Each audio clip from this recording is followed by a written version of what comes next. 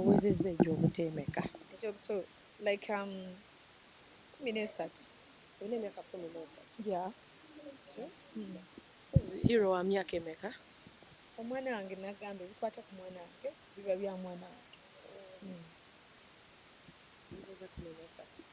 Kiki weenyumiriza mu Katonda?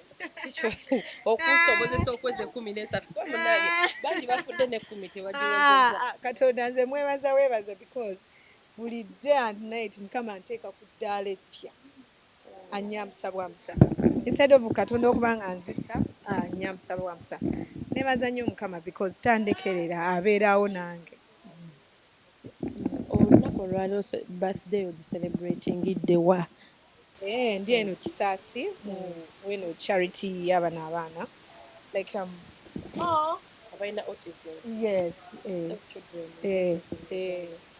Ekyo ky'ogambye ekyo kyennyini. Okimanyi nakibanze ni mu kikugamba. Ati kati okinsooseeyo kati ate kolere ki? Kasita okyogedde kyekyo Mukama wange. Okay. Lwaki wasazeewo n'ogamba kojje o-celebrating n'abaana balina autism? And even last year era waliwo abamu abaali eri ewalala era bina celebrating nabo.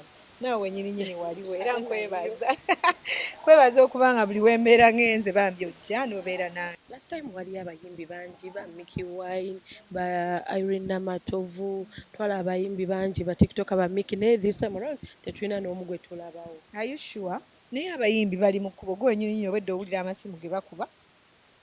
Musumba akuba, Baba Yawa akuba, Mickey Wine akuba, Mami akuba. Obedde atawulira ne Spice Diana nga bakuba. Bonna bali mu kujja because today is Monday. Leero birthday yatuuse Monday. Luli yaliwo oba weekend. Sijjukira bulungi it's Monday. Yali weekend.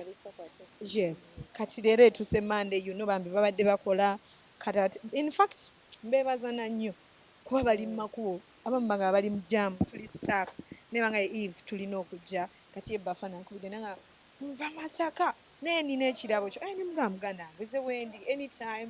Oleese ekinaki? Ebintu byendeese nnyabo bingi.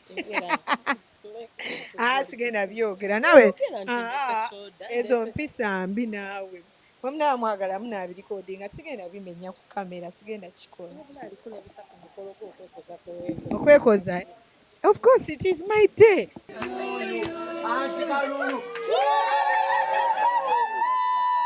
Happy birthday dear Eva. Happy birthday dear Eva. Happy birthday. Happy birthday. Happy birthday dear Carolo.